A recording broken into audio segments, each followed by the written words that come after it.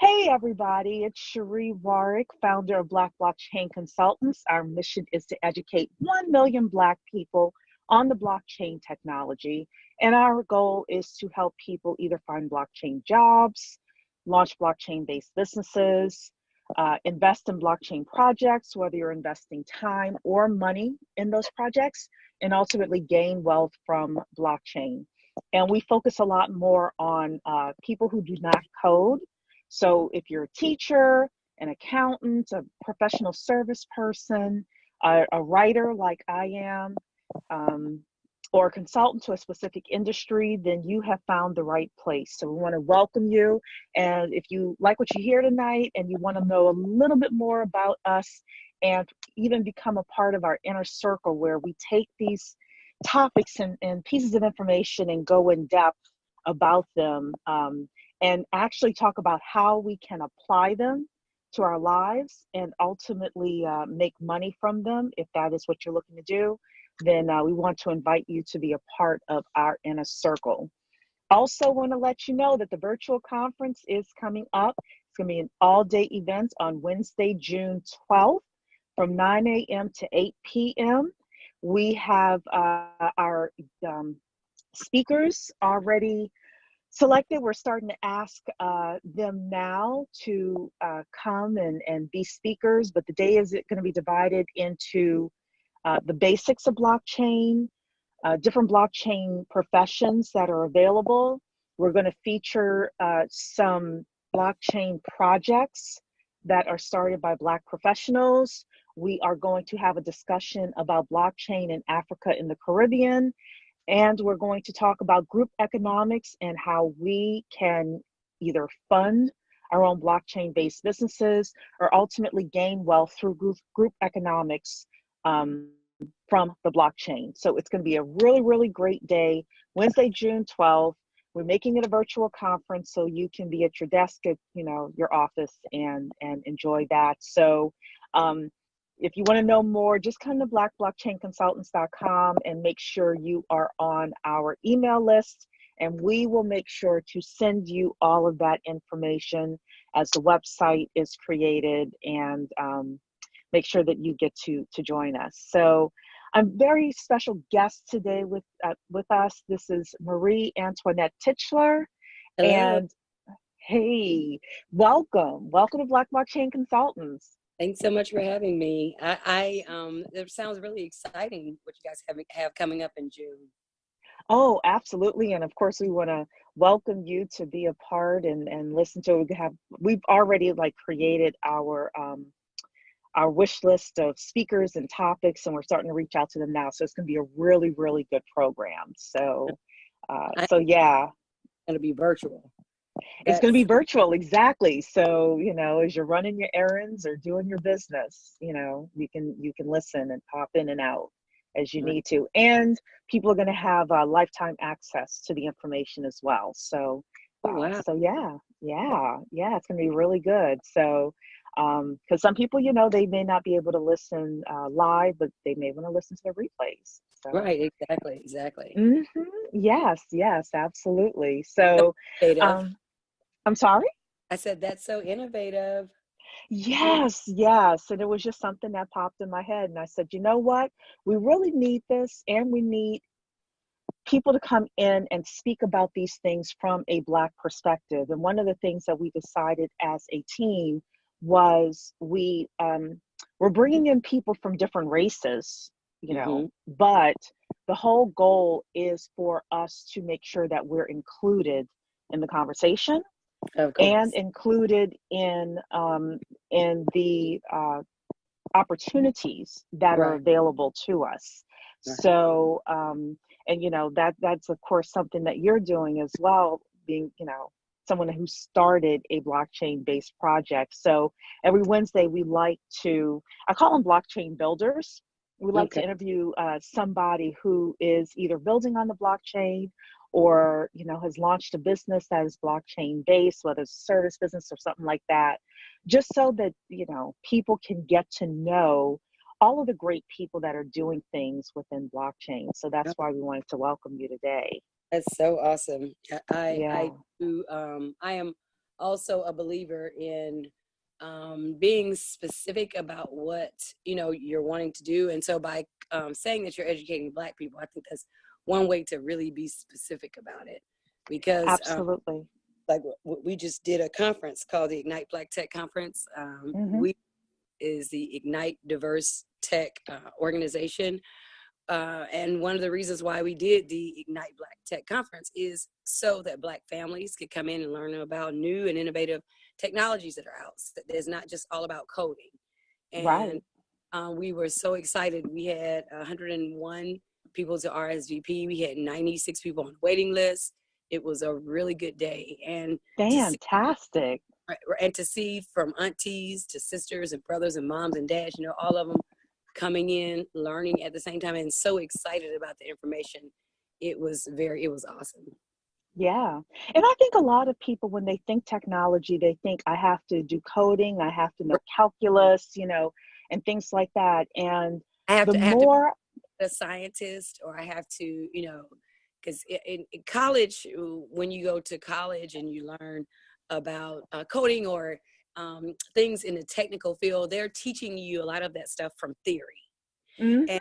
it's no different from if you're learning English or math, you know, you're learning theory. So when people don't, you know, everybody doesn't need to know how to delineate a binary. You know, that's not necessary for Mhm. everyone. And so I too want people to know that there are so many other jobs besides that one job, because that job has to be supported. They have to have a customer service team. They have to have managers. They have to have Human project resources. human resources. Yes, Mhm. blockchain job comes with a set of jobs that come with it that have nothing to do with coding, Right. or you don't have to know how to code to do those jobs. Right. And Right. a lot of them are really high paying good jobs. Yeah. And so that's one of the really big emphasis that like our committee really is passionate about pushing. And C2 Legacy Technologies, that's my company. C2 Legacy Technologies is a blockchain-based digital estate planning platform, which allows cryptocurrency holders to assign heirs to their cryptocurrency. And so when you pass away, the assets can be transferred digitally through the blockchain, of course, and you don't have to worry about hacking and all of those kinds of things. Like even in this space, you have to know estate, you know, even in even in what I'm building, you have to know more than just how to code, because it's about estate planning. It is. It is. But before you go into that further, I want to take a step back and start off with, were you always into technology? Like, tell us about Marie Antoinette as a young girl, kind of growing up. Yeah, Or was program. you, yeah. So I was born in Athens, but I moved to Atlanta when I was 11, and Hmm. so I'm from Georgia. And my first job was the United States Air Force. So I have been around computers since I was 18. So, you know, is being in the military, of course, we had an opportunity to test out technologies before the common people, if you will. So I had access to new and emerging technologies, and honestly, we didn't know it. We didn't realize it because it wasn't stress. It was like, okay, this is the system we're going to use, learn it. You know what I mean? Hmm. So technically, I was dealing with things like electronic medical records way before they even had a name. You know, electronic medical records, because our systems in the hospital at the time, well, they're far more advanced now, but our systems were already quasi technical. So I have been around technology since I was a teenager, and it wasn't until I got out of the military and as a civilian, I was in healthcare management in the military for 10 years. So my first job as a civilian, if you will, I managed doctors' offices.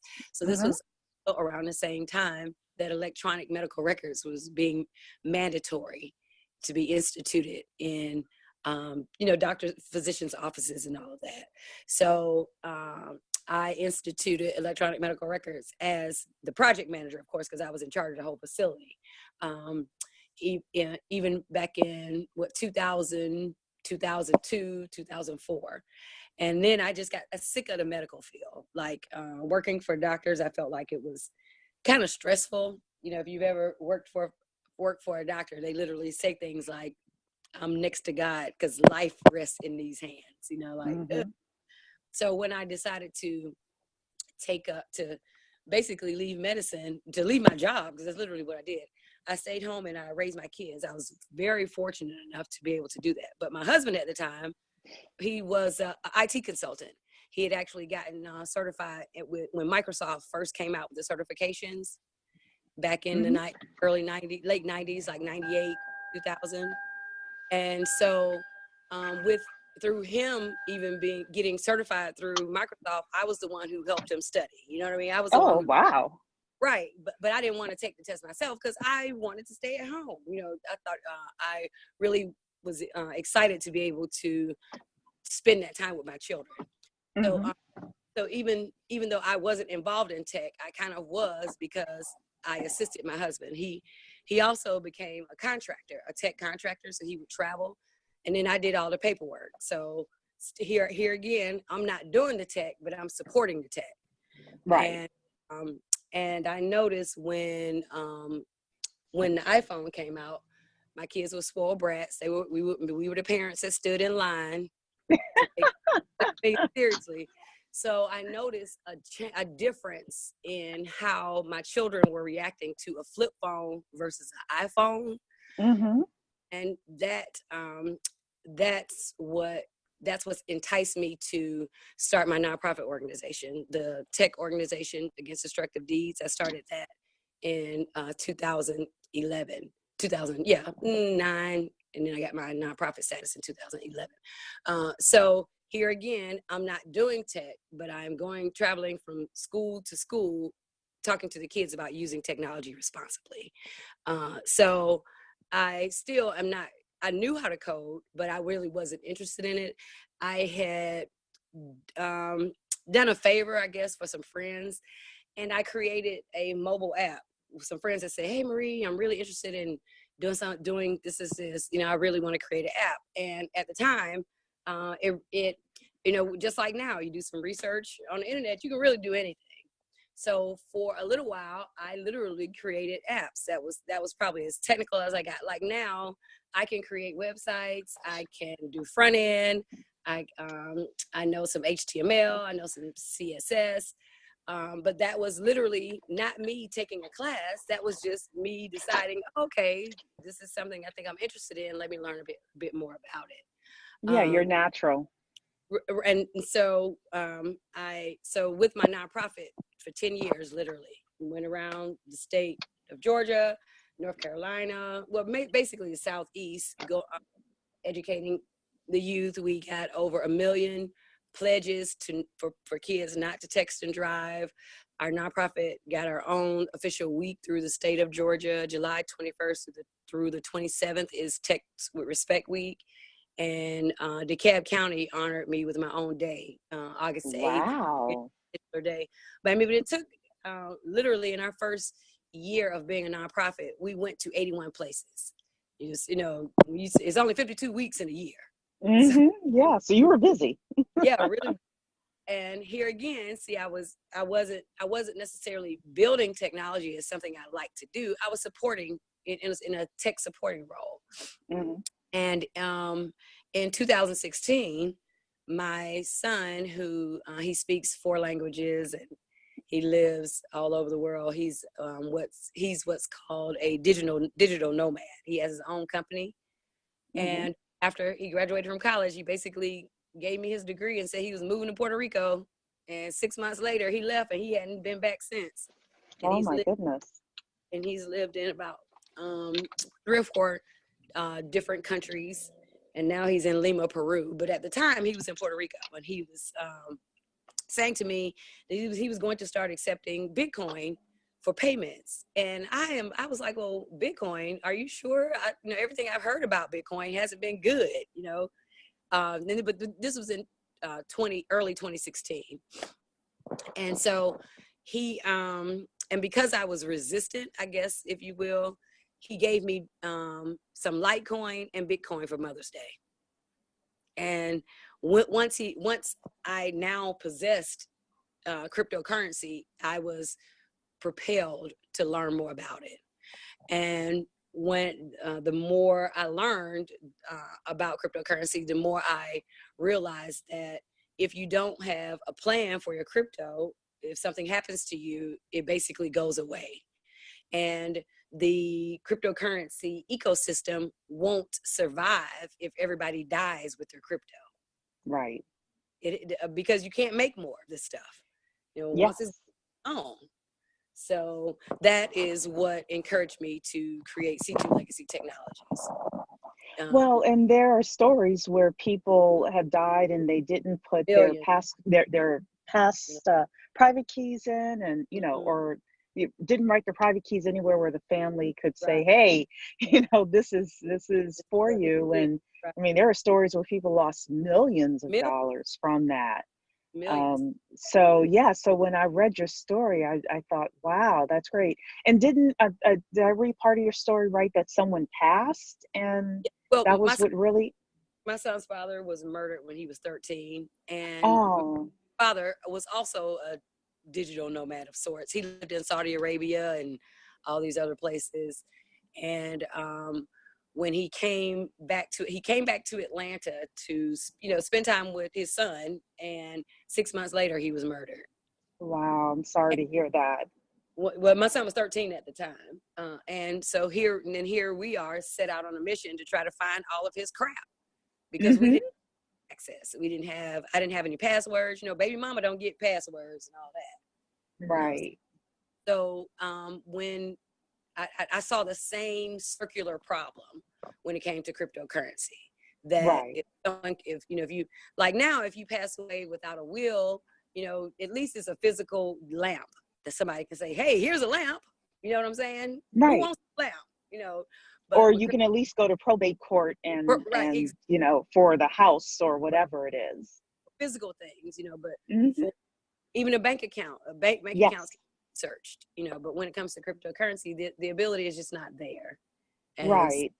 That was another large piece of the inspiration too, is that, when I passed away, I didn't want my son to have that problem, or if my son were to pass away, Lord forbid, I didn't want to go through that again, Right. No, I think it's a brilliant idea. And one of the things that we've noticed as we've been talking about different blockchain careers is usually you have to mix two things together with blockchain. So one of our most popular groups in subgroups within our entire group is this tokenization of assets. Oh, yeah. And people being able to, have an asset and sell pieces of it.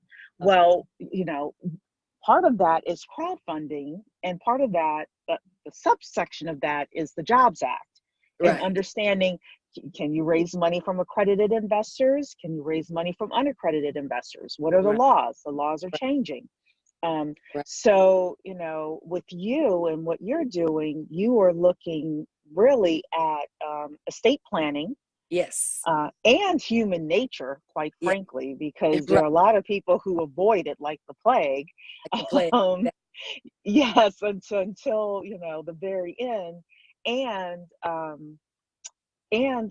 technology, blockchain technology overall. So I think that's very fascinating, and that's one of the things that again, I'm just noticing this as a trend as we're starting to talk about these different types of opportunities that are available. Yeah, that's and then the company that I'm a marketing director for, which is Block Interop, they are creating, they're integrating ancillary healthcare. So when we talk about ancillary healthcare, if you, as a woman, you have had no choice but to have at least 2 physicians. You've probably had a GYN and a family practice doctor. So if you have any other issues, that means that you have even more doctors than And none of these systems talk to each other. None of these systems are connected. And in 2014, it became law that in order to get Medicare payments, you have to have electronic medical records. And then by 2016, it just became, even if you aren't getting Medicare payments, you need to be on electronic medical records because the insurance companies required it. So now we have almost 380 different electronic medical records companies, and we have 120 medical specialties. So there's like a combination of almost 40,000 different ancillary electronic medical record systems that none of them are talking. And then all the hospitals have their own system. Right. So if so for a human, if you've had any issues, any healthcare problems, that means that you have more than 2 doctors. And if you've ever been to the emergency room, then that means that there's a secondary, record out there. Right. And then you have the pharmacists and And all sorts of other people that are adding things all the time to your records. And now I think I need to double check it because I kind of read it in passing, but the new law is about to come out with pharmacies where they're going to have to have a better integrated system. Yes, I write business plans for a living, and I had to write a business plan about that for a woman. So yes, there are laws that are changing Right. in regards to the integrated system, and also some of the training that the pharmacists have to have in order to be more effective at their jobs. So, Right. so yes. And one of the people that's on our call tonight is Talisha Shine, who is one of our healthcare experts. Healthcare and blockchain expert. So between she and Noficia Moriso, who is a nurse practitioner, there are 2 queens of the blockchain healthcare space. Probably preaching to the choir too. I know they like, yes. Yes. I'm sure she's in chat saying amen. I'm driving right now, so I'm not certain, but I'm pretty certain. She is. I'm very excited to be marketing for Block Interop. See, here again, that's not technically related. But to be able to get, even though we will basically be working with doctors' offices and hospitals, I think it's good for you being a patient, for you to have some type of control over your health care and your medical records, especially someone like me who I probably have medical records spread out all over the world. I was in the military for 10 years. And then I saw doctors outside of base. I had my daughter at one hospital, had my son in Germany, you know what I mean? So I got medical records all over the place. And so for me as a patient, I would love to be able to trace my health care from inception.